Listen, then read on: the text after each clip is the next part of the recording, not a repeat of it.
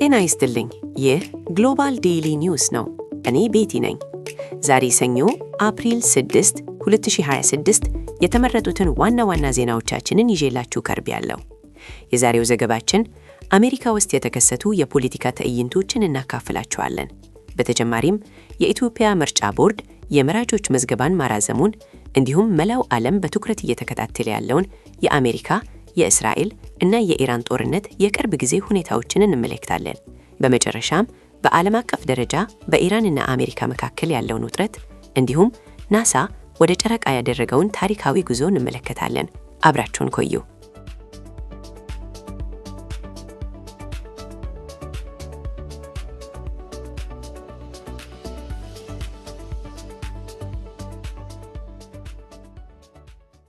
በቅድሚያ ወደ ዓለም አቀፍ ዜናዎች ስንገባ የሆርሙዝ ስትሬትን አስመልክቶ በአሜሪካና በኢራን መካከል ያለው ውጥረት አሳሳቢ ደረጃ ላይ ደርሷል። ፕሬዚዳንት ዶናልድ ትራምፕ ኢራን ይህንን ቁልፍ የንግድ መስመር እንድትከፍት በማህበራዊ ሚዲያ ገጻቸው ላይ ኃይለኛና ጸያፍ ቃላትን ተጠቅመው ማስጠንቀቂያ ሰጥተዋል። ከዚሁ ጋር በተያያዘ የሁለቱ ሀገራት ግጭት ተባብሶ አሜሪካ በቴህራን አቅራቢያ የሚገኝን ትልቅ ድልድይ ስታፈርስ፣ በአንጻሩ አንድ የአሜሪካ F-15 የጦር አውሮፕላን ተመትቶ በመውደቁ የጠፋውን ሁለተኛውን አብራሪ የመፈለጉ ስራ ቀጥሏል። ይህ የጦርነት ክስተት በዓለም የነዳጅ ገበያ ላይ ከፍተኛ ስጋት ፈጥሯል።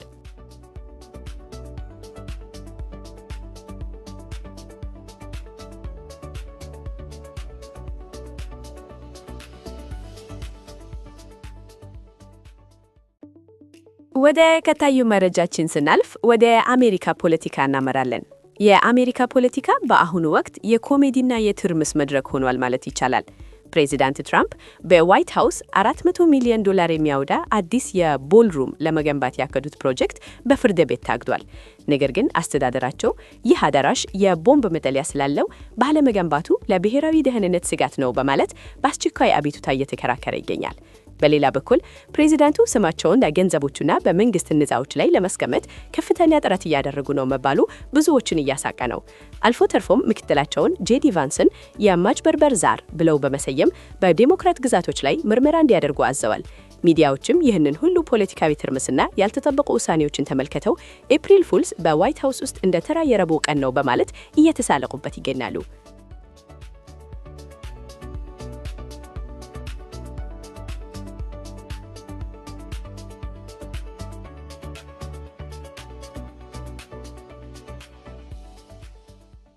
ወደ ሀገር ውስጥ ዜናችን ስናልፍ የኢትዮጵያ ብሔራዊ ምርጫ ቦርድ NEB ሰባተኛውን ሀገራዊ ምርጫ አስመልክቶ የመራጮች ምዝገባ ጊዜ ሰሌዳን እስከ ኤፕሪል 22 2026 ማራዘሙን አስታወቀ። ቦርዱ ይህንን ውሳኔ ያሳለፈው በኢንተርኔት ግንኙነት መቆራረጥ፣ በኔትወርክ ሽፋን ማነስ እና ተያያዥ በሆኑ የሎጂስቲክስ ችግሮች ምክንያት መሆኑን ገልጿል። መጀመሪያ ላይ በዛሬው ዕለት ይጠናቀቅ የነበረው ምዝገባ በተፈጠሩት የቴክኒክ እክሎች ምክንያት ጭማሪ ጊዜ ማስፈለጉ ታምኖበታል። በሌላ ዜና ኢትዮጵያ ለዚህ የኤፕሪል ወር የአፍሪካ ህብረት የሰላምና ጸጥታ ምክር ቤትን ሊቀመንበርነት በይፋ ተረክባ ስራ ጀምራለች።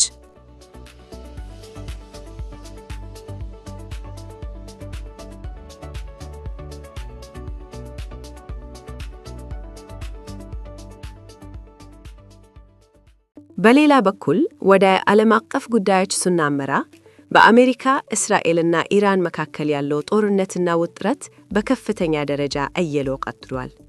የእስራኤል ጦር በቴህራን ላይ ተከታታይ የአየር ድብደባዎችን ማካሄዱን የገለጸ ሲሆን በጥቃቱ በትንሹ 13 ሰዎች መሞታቸው ታወቀ። በተመሳሳይ የአሜሪካው ፕሬዚዳንት ዶናልድ ትራምፕ ኢራን የሆርሙዝን ባህረ ሰላጤ ስትሬት ኦፍ ሆርሙዝ እንድትከፍት የማስጠንቀቂያ ጊዜ ሰጡ ሲሆን ይህ ካልሆነ ማክሰኞ ማታ በመሰረተ ልማቶች ላይ ከባድ ጥቃት እንደሚፈጸም ዝተዋል። ምንም እንኳን ይህ አስፈሪ ውጥረት ቢኖርም የ45 ቀናት የተኩስ አቁም ስምምነት ለማድረግ የሚያስችል ድርድር ከጀርባ እየተካሄደ መሆኑን ዓለም አቀፍ መረጃዎች ይጠቁማሉ።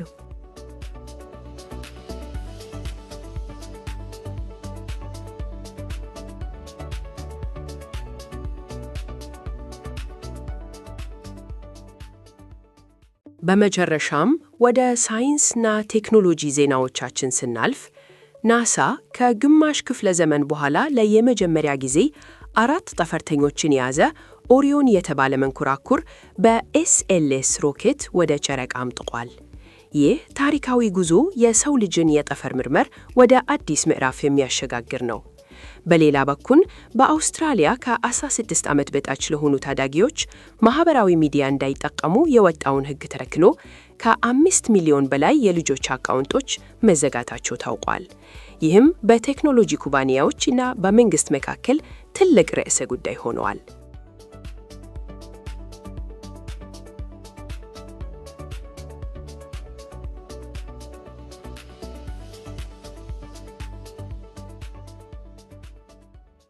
ለዛሬ ያዘጋጀንላችሁ የግሎባል ዴይሊ ኒውስ ፕሮግራማችን ይህን ይመስል ነበር። ወቅታዊና ዕለታዊ መረጃዎችን በፍጥነት ለማግኘት የዩቲዩብ ቻናላችንን ሰብስክራይብ ያድርጉ። እንዲሁም በአፕል ፖድካስት፣ በአይሃርት ሬዲዮ እና በስፖቲፋይ ፎሎ በማድረግ ቤተሰብ ይሁኑ። እኔ ቤቲ ነበርኩ። ለሀገራችን ሰላምን፣ ለሁላችሁም ደግሞ መልካም ቀን ይሁንላችሁ።